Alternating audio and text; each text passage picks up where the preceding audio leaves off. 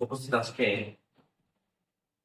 নোয়াখালী বিজ্ঞান ও প্রযুক্তি বিশ্ববিদ্যালয়ের নবী প্রবী দাওয়াত সার্কেল কর্তৃক আয়োজিত আজকের এই সিরাত মাহফিল ও পুরস্কার বিতরণ অনুষ্ঠানে এ পর্যায়ে প্রিয় পরিচালক, অডিয়েন্সে উপস্থিত সম্মানিত শিক্ষক মন্ডলী, ছাত্রছাত্রী ভাই বোনেরা, সাংবাদিক বন্ধুগণ, সর্বোপরি সম্মানিত প্রিয় আয়োজক বৃন্দ, আমি নিজেকে খুবই ভাগ্যবান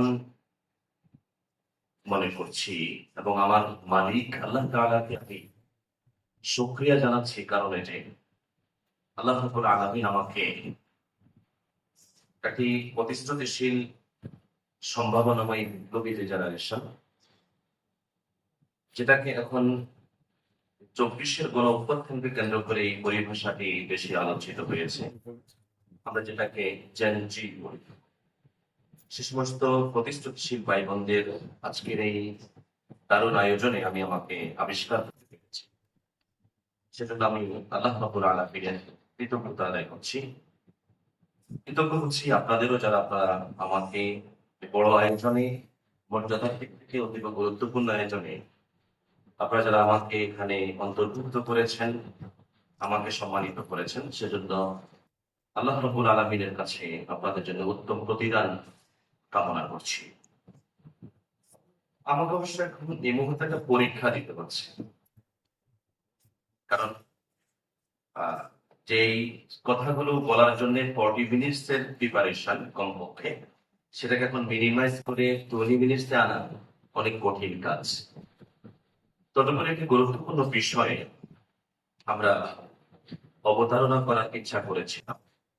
আল্লাহ রাব্বুল আলামিনের কাছে তৌফিক কামনা করছি, আল্লাহ তাআলা যেন এই পরিমিত সময়ের মধ্যে আল্লাহ তাআলার কাছে প্রিয়, পছন্দনীয়, আমাদের জন্য গুরুত্বপূর্ণ কথাগুলো যেন আমরা আমাদের আলোচনা আনতে পারি। আল্লাহ তাআলা আমাদেরকে তৌফিক দান করুন, করে আমাদের জন্য সহজ করুন। আমি বিষয়ের প্রাসঙ্গিকতাটা আগে বলছি। আমরা একটি সদ্য নতুন একটি বাংলাদেশকে সামনে রেখেই কথা বলছি।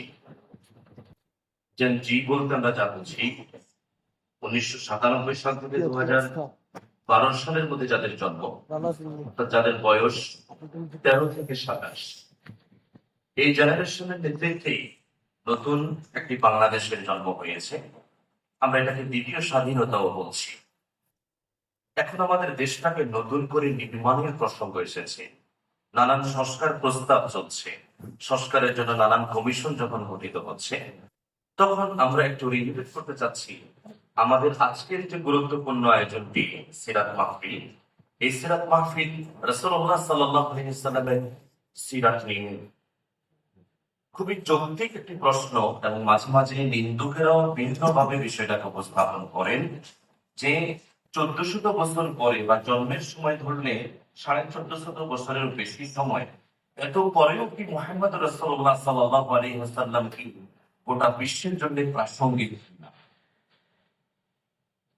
ঠিক এই প্রশ্নের জবাবটি যদি আমি বিস্তৃতভাবে দিতে না পারি, শুরুতে আমি যে বাক্যটি বলতে চাই, মুহাম্মদ রাসূলুল্লাহ সাল্লাল্লাহু আলাইহি ওয়াসাল্লাম এই 21শ শতাব্দীতে এসে, বিশেষ করে 24-এর এই গণ অভ্যুত্থানের পরে বাংলাদেশ যখন নতুন করে নির্মাণ করার প্রশ্ন এই দেশকে, তখন মুহাম্মদ রাসূলুল্লাহ সাল্লাল্লাহু আলাইহি ওয়াসাল্লাম 100 বার প্রাসঙ্গিক, তার অনুসরণ, তার আনুগত্য 100 বার প্রাসঙ্গিক। আর যদি আরেকটু ভিন্ন বাক্যে আমাকে বলতে বলেন, তাহলে আমি বলবো যে নতুন যে পৃথিবী অথবা দুনিয়া নির্মাণের কথা আমরা বলছি, সেখানে মুহাম্মদ রাসূলুল্লাহ সাল্লাল্লাহু আলাইহি ওয়াসাল্লামই একমাত্র প্রাসঙ্গিক ব্যক্তিত্ব, যাকে ছাড়া গোটা দুনিয়াকে নতুন করে আবার নির্মাণ করার চিন্তা করাটাই এখন অসম্ভব। আল্লাহ রাব্বুল আলামিন আমাদের জন্য মুহাম্মদ রাসূলুল্লাহ সাল্লাল্লাহু আলাইহি ওয়াসাল্লামের অনুসরণটা ফরজ করেছেন। খুবই কমন এক্সপ্রেশন কোরআনে কারিমে আমাদের জানা আছে, সূরা আন-নিসা 59 নম্বর আয়াতে আল্লাহ তাআলা বলেছেন, ইয়া আইয়ুহাল্লাযীনা আমানু আতিউল্লাহ ওয়া আতিউর রাসূল। ইমানদারগণ তোমরা শর্তহীন ভাবে আল্লাহ তাআলার আনুগত্য করো তার রাসূলের, ওয়া আতিউর রাসূল, রাসূলের আনুগত্য করো। রাসূলুল্লাহ সাল্লাল্লাহু আলাইহি ওয়াসাল্লামের আনুগত্যের বিস্তৃতিটা কতটুকু, এটা আল্লাহ রাব্বুল আলামিন সূরা আন-নিসার 65 নম্বর আয়াতে তিনি নিজেই ব্যাখ্যা করছেন ঈমানের সাথে রিলেট করে। আউযু বিল্লাহি মিনাশ শাইতানির রাজীম। فلا وربك لا يؤمنون حتى يحكموك فيما شجر بينهم ثم لا يجدوا في أنفسهم حرجا مما قضيت ويسلموا تسليما। এই আয়াতের আমি ভাব কথাটা বলছি যে আল্লাহ রাব্বুল আলামিন একটি বিশেষ প্রেক্ষাপটে যখন রাসূলুল্লাহ সাল্লাল্লাহু আলাইহি ওয়াসাল্লামের কাছে তিনি কোনো সাধারণ মাসাইল নয়, বরং দুনিয়াবি একটি মামলা নিয়ে দুইজন লোক হাজির হয়েছে, যারা একজন ইহুদি তো আরেকজন মুসলিম হিসেবে পরিচিত। মামলার রায় আল্লাহ রাব্বুল আলামিন অবশ্যই তার ওহীর ভিত্তিতে রাসূলুল্লাহ সাল্লাল্লাহু আলাইহি ওয়াসাল্লাম দিয়েছিলেন ইহুদির পক্ষে। শুধুমাত্র জমির মামলা ছিল সেটি। রাসূলুল্লাহ সাল্লাল্লাহু আলাইহি ওয়াসাল্লামের এই রায়টি মানতে রাজি হয়নি বলে ওমর রাদিয়াল্লাহু তাআলার কাছে তারা আবার পুনরায় মুসলিমকে মানতে রাজি হয়নি, সেই উৎসাহী হয়ে গিয়েছিল যে ওমর রাদিয়াল্লাহু তাআলা দ্বিতীয়বার আবার তার কাছে শুনানি করা হবে, আবার এটার নতুন রায় নেওয়া হবে। ওমর রাদিয়াল্লাহু তাআলা তার বিচারটা করেছিলেন তাকে হত্যা করে। আল্লাহ রাব্বুল আলামিন ওমর রাদিয়াল্লাহু তাআলার পক্ষে এই আয়াতটি নাযিল করেছেন। আর এখানে রাসূলুল্লাহ সাল্লাল্লাহু আলাইহি ওয়াসাল্লামকে প্রতিটি কাজে কিভাবে অনুসরণ করতে হবে, আর এটা ইমানদারির ব্যাপার আল্লাহ তাআলা এটা পরিষ্কার করে বলেছেন। জীবনে উদ্ভূত যত সমস্যা আছে প্রত্যেকটি সমস্যারই বিচারক হিসেবে যদি তারা আপনাকে সন্তুষ্ট চিত্তে মনে কোনো সংকীর্ণতা না রেখে যদি মানতে যদি তারা প্রস্তুত না হয়, তারা ইমানদার হতে পারবে না। এটা আল্লাহ কসম করে আল্লাহ তাআলা নিজে বলেছেন। আমরা দুটো আয়াতের মাধ্যমে পরিষ্কার এই ভাষ্যটা আমাদের কাছে যে আল্লাহ রাব্বুল আলামিন এটি আমাদের জন্য ফরজ করেছেন। আল্লাহ রাব্বুল আলামিন ফরজ করেছেন এই কারণেও যে সূরা আলে ইমরানের এই আয়াতটাও খুবই কমন আমাদের জানা। কুল ইন কুনতুম তুহিব্বুনাল্লাহা ফাত্তাবিউনি ইউহিব্বুকুমুল্লাহ। নবীর অনুসরণের কথাটা আল্লাহ রাব্বুল আলামিন বাধ্যবাধকতার সাথে উল্লেখ করেছেন যে আমাকে অনুসরণ করো। ফলাফলটা হচ্ছে যে তোমরা আল্লাহ তাআলার ভালোবাসা পাবে। আল্লাহ তাআলার ভালোবাসা এটা ইমানদার ব্যক্তির জন্য খুবই আবশ্যিক বিষয়, যে ইমানদার সবচেয়ে বেশি ভালোবাসবে আল্লাযীনা আমানু আশাদ্দু হুব্বান লিল্লাহ। তার মনের যত আবেগ আকাঙ্ক্ষার জায়গাটা আছে সবটার পরিপূর্ণটাই সবচেয়ে বেশি নিযুক্ত করবে আল্লাহ রাব্বুল আলামিনের জন্য। এই কারণে রাসূলুল্লাহ সাল্লাল্লাহু আলাইহি ওয়াসাল্লামের আনুগত্যটা যেমন আমাদের জন্য প্রাসঙ্গিক, আর একটু জীবন ঘনিষ্ঠ করে আমরা যদি বলি, মুহাম্মদ রাসূলুল্লাহ সাল্লাল্লাহু আলাইহি ওয়াসাল্লাম কাবার দেয়ালে তার নিজের চাদরটা গায়ে দিয়ে মুড়ি দিয়ে বসে আছেন। নির্যাতিত সাহাবী খাব্বাব ইবনে আরিদ রাদিয়াল্লাহু তাআলা আনহু এসে তারা দল বলে এসে অভিযোগ করলেন, ইয়া রাসূলুল্লাহ আলা তাদউল্লাহ লানা আলা তাস্তানসিরু লানা। আপনি কি আমাদের জন্য সাহায্য চাইবেন না? আপনি কি আমাদের জন্য আল্লাহ তাআলার কাছে দোয়া করবেন না? রাসূলুল্লাহ সাল্লাল্লাহু আলাইহি ওয়াসাল্লাম বুখারীর বর্ণনায় যেভাবে এসেছে যে অতীতে যারা নির্যাতিত হয়েছেন তাদের একটা নির্যাতনের বড় ফিরিস্তি টেনেছেন, সেটা টানা আমার জন্য খুব সম্ভব না। এখন আমি প্রাসঙ্গিক কথাটাই বলছি। এরপর রাসূলের নির্যাতিত সাহাবী যাদের পায়ের তলায় তখন মাটি ছিল না, তাদেরকে যে আশাবাদটা জাগিয়ে তুলছিলেন, আল্লাহি আল্লাহি, আল্লাহ কসম করে বলছি খাব্বাব তোমরা যারা আছো, লা ইউতিম্মাল্লাহু হাদাল আমরা, আমি যে মিশনটা নিয়ে এসেছি, যে নবুয়তি দায়িত্ব নিয়ে আমি এসেছি, এটিকে আল্লাহ কসম করে বলছে আল্লাহ অবশ্যই পরিপূর্ণতা দিবেন। পরিপূর্ণতার রূপটা কেমন হবে? حتى يسير الراكب من صنعاء إلى حضر موت لا يخاف إلا الله أو الذئب على غنمه। এই সুবিস্তৃত 12 লক্ষ বর্গমাইল এরিয়ার আরব উপদ্বীপে এক প্রান্তে সানাআ, আরেক প্রান্তে হাদারামাউত, এই দুই এক প্রান্ত থেকে আরেক একজন আরোহী, সে নারী কিংবা পুরুষ, যুবক কিংবা যুবতী, বৃদ্ধ কিংবা বৃদ্ধা, সে একাকী আরোহী হয়ে যাবে। তার জীবন, তার সম্পদ, তার সম্মান, এর কোনো কিছুর ব্যাপারে সে আল্লাহ তাআলা ছাড়া আর কাউকে ভয় করবে না। এরকম একটি নিরাপদ দুনিয়ার প্রতিশ্রুতি আমি তোমাদের সাথে দিচ্ছি। রাসূলুল্লাহ সাল্লাল্লাহু আলাইহি ওয়াসাল্লামের এই প্রতিশ্রুতিটা একেবারে মুখের প্রতিশ্রুতি ছিল না কেবল, বরং এটি বাস্তব একটি কাহিনী। পৃথিবীর ইতিহাস সাক্ষী হয়ে আছে মুহাম্মদুর রাসূলুল্লাহ সাল্লাল্লাহু আলাইহি ওয়াসাল্লাম যে নিরাপদ দুনিয়ার ওয়াদা করেছিলেন, সত্যিকারই এমন একটি নিরাপদ দুনিয়া প্রতিষ্ঠিত হয়েছিল। পৃথিবীর মুসলমানরা এভাবেই গোটা ইতিহাস তৈরি করতে পেরেছে যে মানুষের জীবন, মানুষের সম্পদ, তার সম্মানের ব্যাপারে তারা কোনো ইনসিকিউরিটি ফিল করেনি, অনিরাপত্তা তারা অনুভব করেনি। এরকম একটা নিরাপদ দুনিয়া তারা প্রতিষ্ঠিত করেছিল। সম্মানিত প্রিয় উপস্থিতি, আমাদের জন্য মুহাম্মদ রাসূলুল্লাহ সাল্লাল্লাহু আলাইহি ওয়াসাল্লামের অনুসরণটা এই কারণেই বেশি প্রাসঙ্গিক। আমরা একটা নিরাপদ, একটু ক্লোজ করে যদি বলি, দুনিয়ার নিয়ন্ত্রণ তো আমাদের হাতে নাই, আমরা আমাদের দেশটা গড়ার কথা বলতে পারি। আমরা একটা নিরাপদ বাংলাদেশ করতে চাই বলেই মুহাম্মদ রাসূলুল্লাহ সাল্লাল্লাহু আলাইহি ওয়াসাল্লাম আমাদের জন্য সবচেয়ে বেশি প্রাসঙ্গিক ব্যক্তিত্ব। কি করেছিলেন মুহাম্মদ রাসূলুল্লাহ সাল্লাল্লাহু আলাইহি ওয়াসাল্লাম? 10 মিনিটস আমি কথা বলতে পারবো।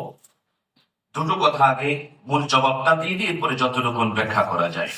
মুহাম্মদ রাসূলুল্লাহ সাল্লাল্লাহু আলাইহি ওয়াসাল্লাম একটি নিরাপদ দুনিয়া প্রতিষ্ঠা করার জন্য আমাদের সামনে যে আদর্শটা উপস্থাপন করেছেন, উসওয়া হাসানা উপস্থাপন করেছেন, এটিকে যদি এই প্রসঙ্গে এসে আমি দুটো জবাব দেই, আমি যথেষ্ট মনে করছি। একটি, তিনি যেই নিরাপদ দুনিয়া প্রতিষ্ঠা করার জন্য ওয়াদা করেছিলেন, অঙ্গীকার পেশ করেছিলেন, সে নিরাপদ দুনিয়া প্রতিষ্ঠা করার জন্য আগে প্রয়োজন ছিল একটা নিরাপদ জেনারেশন, একদম নিরাপদ মানুষ, মানুষ হিসাবে যারা অন্যদের জন্য নিরাপদ হবে, এরকম একটা জেনারেশন তিনি গড়ে তুলেছেন। আর সেই জেনারেশনকে দিয়ে তিনি বিশ্ব বিপ্লবের, গোটা দুনিয়াব্যাপী একটা পরিবর্তনের তিনি প্রতিষ্ঠিত করেছিলেন। মদিনায় তার সূচনা হয়েছিল আনুষ্ঠানিকভাবে, আর তার বিস্তৃতি তার জীবন দেশে গোটা আরব উপদ্বীপে ঘটেছিল। সম্মানিত প্রিয় উপস্থিতি, নিরাপদ জেনারেশনের কথা বলছি। মুহাম্মদ রাসূলুল্লাহ সাল্লাল্লাহু আলাইহি ওয়াসাল্লাম যে জেনারেশনের লিড করেছেন, যাদের তিনি নেতৃত্ব দিয়েছেন, আমি যতটুকু সিরাত পড়ার সুযোগ পেয়েছি খুব সামান্য, তাতে আমি বুঝেছি মুহাম্মদ রাসূলুল্লাহ সাল্লাল্লাহু আলাইহি ওয়াসাল্লামের আলোর মিছিলে যারা যুক্ত হয়েছিলেন, সম্ভবত যে বয়সটা এখন নির্ধারণ করা হয়েছে 13 থেকে 27, রাসূলুল্লাহ সাল্লাল্লাহু আলাইহি ওয়াসাল্লামের আলোর মিছিলে এসে যারা যখন যুক্ত হয়েছিলেন, তার 90% বেশি সাহাবীর বয়স 13 থেকে 27-এর ভিতরেই ছিল। একজন ঐতিহাসিক আবু হামজা আল খারিজি রাহিমাহুল্লাহ তাআলা তিনি দারুণভাবে এক বাক্যে বলছেন, ওয়াহাল কানা মিন আসহাব রাসূলিল্লাহ সাল্লাল্লাহু আলাইহি ওয়াসাল্লাম ইল্লা শাবাবান, তরুণ ছাড়া কি রাসূলের কেউ সাহাবী ছিল? কারণ সবচেয়ে বয়োজ্যেষ্ঠ এবার সাহাবীদের মধ্যে সবার উপরে যার নাম লেখা হয় আবু বকর সিদ্দিক রাদিয়াল্লাহু তাআলা, তিনিও যখন এই আলোর মিছিলে যুক্ত হয়েছিলেন, দুনিয়াকে বদলে দেওয়ার আন্দোলনে যুক্ত হয়েছিলেন, তখন তার বয়স ছিল 38। ব্যতিক্রম কিছু সাহাবীর বিষয় ছাড়া গোটা মিছিলটাই ছিল তারুণ্যের মিছিল, যাদেরকে দিয়ে রাসূলুল্লাহ সাল্লাল্লাহু আলাইহি ওয়াসাল্লাম নিরাপদ দুনিয়া প্রতিষ্ঠা করেছেন, নিরাপদ জেনারেশন তৈরি করা। আর ওই জেনারেশনকে দিয়ে তিনি তার চূড়ান্ত লক্ষ্যটা অর্জন করেছেন, একটা নিরাপদ দুনিয়া প্রতিষ্ঠা করেছেন, যে লক্ষ্যটা দিয়ে আল্লাহ রাব্বুল আলামিন তাকে পাঠিয়েছেন। কোরআনে কারীমের 3টা জায়গায় ভাষ্যটা একেবারেই সেম। সূরা বাকারা 33, সূরা তাওবা 33, সূরা আল ফাতহের 28 এবং সূরা আস-সাফফের 9 নম্বর আয়াত। 3টা আয়াতে একই বক্তব্য আল্লাহ তাআলা, ওয়াল্লাযী আরসালা রাসূলাহু বিল হুদা ওয়া দীনিল হাক্কি লিইয়ুযহিরাহু আলা দীনি কুল্লি, তিনি তার রাসূলকে সত্য দিন, ইসলাম আর ইসলামের সর্বশেষ সংবিধান আল হুদা, আল কোরআন দিয়ে পাঠিয়েছেন, যেন তিনি এই ইসলামকে, ইসলামের বিপরীত যত ইজম, যত আইডিওলজি আছে, সবকিছুর উপরে যেন তিনি ইসলামকে বিজয়ী করতে পারেন। মুহাম্মদ রাসূলুল্লাহ সাল্লাল্লাহু আলাইহি ওয়াসাল্লাম ওই জেনারেশনটা দিয়ে সেই দ্বীনকে, ইসলামকে একটা বিজয়ী আদর্শ হিসাবে প্রতিষ্ঠিত করে গোটা দুনিয়াবাসীকে শিখিয়েছেন যে কিভাবে তোমরা তোমাদের দুনিয়াকে বাসযোগ্য রাখতে পারবে, নিরাপদ রাখতে পারবে, নিরাপদ করে তৈরি করতে পারবে। এই জায়গাটায় মুহাম্মদ রাসূলুল্লাহ সাল্লাল্লাহু আলাইহি ওয়াসাল্লাম আমি খুব সংক্ষেপে কয়েকটা কথা বলে যাব, যার ফলে উপমা টানাও হয়তো আমার জন্য কঠিন হবে। যে জেনারেশনকে তিনি তৈরি করেছেন, তাদের হৃদয়ের মধ্যে ঈমানের যে বীজ বপন করেছেন, এটা তৈরি করার প্রথম ভিত লা ইলাহা ইল্লাল্লাহর উপর বিশ্বাস। একেবারে ছোট্ট বাচ্চা যাকে তিনি সাহচর্য দিয়েছেন, ইবনে আব্বাসের মতো কিশোরকে সাথে নিয়ে ঘুরেছেন, মুআয ইবনে জাবাল রাদিয়াল্লাহু তাআলা তরুণ সাহাবীকে সাথে নিয়ে ঘুরেছেন, তাদেরকে খুব ক্লোজলি শিখিয়েছেন আল্লাহকে কিভাবে ভালোবাসতে হয়, আল্লাহকে কিভাবে ভয় করতে হয়, আল্লাহর উপরে কিভাবে তাওয়াক্কুল করতে হয়। এই বিশ্বাসের উপর তাদের জিন্দেগির ভিতটা তৈরি করে রাসূলুল্লাহ সাল্লাল্লাহু আলাইহি ওয়াসাল্লাম একটা জ্ঞান ভিত্তিক সমাজ তৈরি করেছেন। সেটা ওহী জ্ঞান। আর যদি নলেজকে আপনি একটু ক্লোজলি একটু যদি ইনক্লুসিভ ব্যাখ্যা করতে চান, আমরা যদি একটু একপেশেও যদি কেউ বলতে চায়, তবু আমি এটা বলি যে নলেজকে আজকে যারা বিশ্লেষণ করছেন ছোট্ট একটা শব্দ দিয়ে, সেটি information. Knowledge means information. It means information. Information যদি আপনার জন্য অথেন্টিক না হয়, তো আপনি সঠিক পথে চলতে পারবেন না। আর এটি খুবই নিশ্চিত কথা যে ওহীর জ্ঞান ছাড়া আপনার কাছে কোনো তথ্যই অথেন্টিক না। ওহীর সাথে সাংঘর্ষিক যা, সেটাও আপনার জন্য উপযোগী না, দুনিয়াবাসীর জন্য উপযোগী প্রমাণিত হয়নি, সেটা সত্যিকার উপকারী জ্ঞান হিসেবে প্রতিষ্ঠা পায়নি। মুহাম্মদ রাসূলুল্লাহ সাল্লাল্লাহু আলাইহি ওয়াসাল্লাম একটি জ্ঞান ভিত্তিক সমাজ তৈরি করেছিলেন, যেখানে তিনি খুব ক্লোজলি প্রমোট করেছেন জ্ঞানকে। একজন যায়েদ বিন সাবিত রাদিয়াল্লাহু তাআলা আনহুর উপমায় যদি আমরা সাথে নেই, এরকম পুরো জেনারেশনটাই ছিল 11 বছরের কিশোর আসছে যুদ্ধ যেতে, যে বদরের যুদ্ধে অংশগ্রহণ করবে। রাসূল দুবারই বারণ করেছেন। অতঃপর তার মা এসে বলছেন, আমার ছেলেটি 17টা সূরা মুখস্থ পারে, লিখতে পারে, পড়তে পারে, তাকে কি কাজ দেন, সে একটু সান্ত্বনা পাক। রাসূল বলছেন, তুমি আমাকে ইহুদিদের ভাষাটা শিখিয়ে দাও। সাবেক বলছেন, আমি অর্ধ মাসের কম সময়ে ইহুদিদের মতো করে পড়তে পারি, লিখতে পারি, বলতে পারি। রাসূল বলছেন, সুরিয়ানি ভাষাটা আমাকে শিখে দাও। আমি মাত্র 17 দিনে সুরিয়ানিদের মতো করে সুরিয়ানি ভাষাটা আয়ত্ত করলাম। এই বহু ভাষাবিদ কিশোর সাহাবী যায়েদ বিন সাবিত একজন জ্ঞানী ব্যক্তি, যাকে রাসূল এভাবেই তৈরি করেছেন আর তাকে দিয়ে জেনারেশনকে প্রস্তুত করেছেন। কোরআনে কারীম যখন সংকলন করার প্রশ্ন আসলো, আবু বকর সিদ্দিক রাদিয়াল্লাহু তাআলার সময়, ওসমান রাদিয়াল্লাহু তাআলার সময়, প্রত্যেকটা সময় সে যায়েদ বিন সাবিত সেই কমিটির চেয়ারম্যান। একটা জ্ঞান ভিত্তিক সমাজ যেমন তৈরি করেছেন রাসূলুল্লাহ সাল্লাল্লাহু আলাইহি ওয়াসাল্লাম, ওই জেনারেশনের চারিত্রিক বিশুদ্ধিটা ছিল খুবই গুরুত্বপূর্ণ।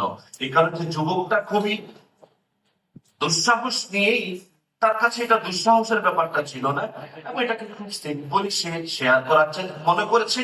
কিন্তু ভাবার বিষয় হচ্ছে যে মুহাম্মদ রাসূলুল্লাহ সাল্লাল্লাহু আলাইহি ওয়াসাল্লাম মতো একজন ব্যক্তিত্ব, আল্লাহ তাআলার পরে যার মর্যাদা, তিনি তারুণ্যকে কতটা ক্লোজলি সময় দিতে পেরেছেন বলে একজন যুবক এসে বলছে, নবী আপনি আমাকে অনুমতি দেন, আমি ব্যভিচার করতে চাই। তেড়ে মেরে যখন সাহাবীরা তার দিকে ছুটছেন, রাসূল বলছেন, উদনুহু মিন্নি, তাকে আমার কাছে আসতে দাও। তাকে নানান কোশ্চেন করে, তোমার মা, তোমার ফুফু, তোমার বোন, তোমার খালা, তোমার দাদি, এদের ব্যাপারে তুমি কি কাজটা করতে রাজি? না ওয়াল্লাহি, কোশ্চিন কালেও রাজি না। তো তুমি কার সাথে করবে? সে তো কারো না কারো মা, বোন, খালা, ফুফু, দাদি। সে যুবকের চোখ যে নিচু হয়েছে, আর তো বাঁকা চোখে কারো দিকে তাকায়নি কখনো। রাসূল তার জন্য দোয়া করলেন। এতটা ক্লোজলি চারিত্রিক বিশুদ্ধি অর্জন করে রাসূলুল্লাহ সাল্লাল্লাহু আলাইহি ওয়াসাল্লাম একটা জেনারেশন তৈরি করলেন। আরেকটা পয়েন্ট আমি নিয়েছি, যদি আরো 4টি পয়েন্ট আমার বাকি ছিল। রাসূলুল্লাহ সাল্লাল্লাহু আলাইহি ওয়াসাল্লাম যে জেনারেশনটা তৈরি করলেন, তাদের মানসিকতাটা কোন জায়গায় বসলো, যার ব্যাপারে আল্লাহ রাসূল নিজে সার্টিফিকেট দিচ্ছেন যে আ'লামু উম্মতি বিল হালাল ওয়াল হারাম মুআয ইবনে জাবাল। আমার উম্মতের মধ্যে কোনটি হালাল কোনটি হারাম, এই ব্যাপারে সবচেয়ে বেশি জ্ঞান রাখে মুআয ইবনে জাবাল। দিন যখন গ্রহণ করেছেন তখন বয়স 16, যখন শহীদ হয়ে গেলেন তখন বয়স 34 বা 36। ওই বয়সের মুআয ইবনে জাবাল তিনি রাসূলের সাথে সকালবেলার সাক্ষাতে আলাপচারিতায় তার ঈমানের বিষয়টা ব্যাখ্যা করতে গিয়ে বলছেন, ওয়াল্লাহি ইয়া রাসূলুল্লাহ, আমি আল্লাহর কসম করে বলছি, আমার ঈমানটা বুঝতে চান, আমি বিশ্বাস নিয়ে চলি, যে আল্লাহি মা আসবাহতু কাত্তু ইল্লা আন্নী যানানতু লা উমসি ওয়া লা আমসাইতু কাত্তু ইল্লা আন্নী যানানতু লা উসবিহ ওয়া লা খাতাওতু খুতওয়াতান ইল্লা আন্নী যানানতু লা উতবিউ গায়রাহা। আমি মুআজ এমন ভাবে আমার দিন ইবাদত করি, তাতে আমি সকাল যখন শুরু করি এই দৃঢ় সিদ্ধান্ত নিয়ে, আমি বিশ্বাস নিয়ে শুরু করি যে সামনের সন্ধ্যাটি সবাই পেলেও আমি পাবো না। সন্ধ্যা যখন আমি পেয়ে যাই তখন এই বিশ্বাস নিয়ে আমি শুরু করি যে আগামীর সকালটা উদয় হবে নিশ্চিত, সূর্য উঠবে নিশ্চিত, দুনিয়ার কিয়ামত আগামী দিন হবে না, কিন্তু আমি মুআজ ইবনে জাবাল আগামীকাল সকালটা হয়তো নাও পেতে পারি। একটা কদম যখন আমি রাখি, প্রত্যেকটা কদমের ক্ষেত্রে আমি ভাবি যে আমার দ্বিতীয় কদমটা উঠানোর আগেই আজরাইল আমাকে সালাম দিতে পারে। আপনি ভাবছেন এরকম একটা যুবক আর কি দুনিয়া বদলাবে? হ্যাঁ, এই যুবক মুআজ ইবনে জাবাল মক্কা বিজয়ের পরে মক্কাবাসীর সংশোধনের জন্য রাসূলুল্লাহ নিযুক্ত প্রধান শিক্ষক। এই যুবক মুআজ ইবনে জাবাল রাসূলুল্লাহ সাল্লাল্লাহু আলাইহি ওয়াসাল্লাম মক্কা থেকে ডেকে এনে ইয়ামানে যখন প্রথম গভর্নর বানাবেন, এই মুআজ ইবনে জাবালকে গভর্নর বানালেন। এই মুআজ ইবনে জাবাল রাদিয়াল্লাহু তাআলা আনহু, ওমর রাদিয়াল্লাহু তাআলা আনহু যখন খলিফা, তখন এরকম দরবেশি চিন্তা করা মুআজ ইবনে জাবাল গোটা সিরিয়ার গভর্নর, মুসলিম সেনাবাহিনীর তিনি সেনাপতি। এই কারণে মুহাম্মদ রাসূলুল্লাহ সাল্লাল্লাহু আলাইহি ওয়াসাল্লাম আমাদের জন্য খুব প্রাসঙ্গিক যে একটি জাতিকে বদলে দিয়ে নতুন করে বদলে নিয়ে যদি আপনি একটি নিরাপদ দুনিয়া, অন্য কথায় যদি একটি নিরাপদ বাংলাদেশ করতে চান, তবে নিরাপদ জেনারেশন খুবই গুরুত্বপূর্ণ। সেখানে মুহাম্মদ রাসূলুল্লাহ সাল্লাল্লাহু আলাইহি ওয়াসাল্লামই আমাদের জন্য আদর্শ হিসেবে, শিক্ষক হিসেবে জেনারেশন কিভাবে করতে হয় সেজন্য একমাত্র বিকল্প। আমি একটা ক্রস করেছি, দিদি কথাটা যদি আমি 2 মিনিট না বলতে পারি শূন্যতা থেকেই যায়। আমি সরি, এতটুকু সময় আমাকে নিতে হচ্ছে। শেষ বলেছিলাম এই জেনারেশনকে দিয়ে মুহাম্মদ রাসূলুল্লাহ সাল্লাল্লাহু আলাইহি ওয়াসাল্লাম একটা নিরাপদ দুনিয়া নির্মাণ করেছেন। শুধু তার সূচনাটা দেখবেন, মদিনায় গেলে মসজিদে নববী নির্মাণ করলেন, এটা কেবল সালাত আদায় করার কেন্দ্র ছিল না। একটা দুনিয়াকে চালানোর জন্য এখন যদি এটাকে সংসদ বলেন আর সচিবেরা বলেন, তাহলে সেটি মসজিদে নববী। আনসার ও মুহাজিরদের মধ্যে ঐক্যের একটা দৃঢ় প্রাচীর তৈরি করে এটি জাতিকে গঠন করার জন্য খুবই গুরুত্বপূর্ণ। মুহাম্মদ রাসূলুল্লাহ সাল্লাল্লাহু আলাইহি ওয়াসাল্লাম তৈরি করলেন সংবিধান। একটি জাতি রাষ্ট্র তৈরি হলো, ইহুদিরা সেই সংবিধানে স্বাক্ষর করেছে, সেটি মদিনার সনদ। সাংবিধানিকভাবে মুহাম্মদ রাসূলুল্লাহ সাল্লাল্লাহু আলাইহি ওয়াসাল্লাম সেই মদিনার প্রেসিডেন্ট। প্রাধান্য দিলেন কিভাবে জানেন? মদিনার সিকিউরিটি এবং মদিনার যে চৌহদ্দি, এই সীমানাটাকে রক্ষা করাটাই খুব গুরুত্বপূর্ণ ছিল।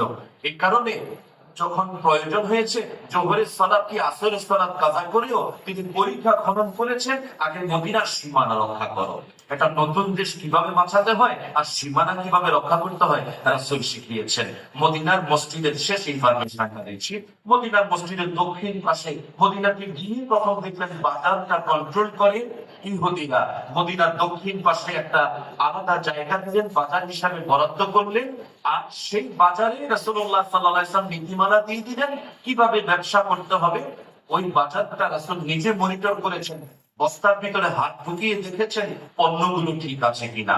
আজকে বাংলাদেশের মতো বাজারও খুব অস্থির এবং সরকারের জন্য অস্থিরতার একটা বড় কারণ।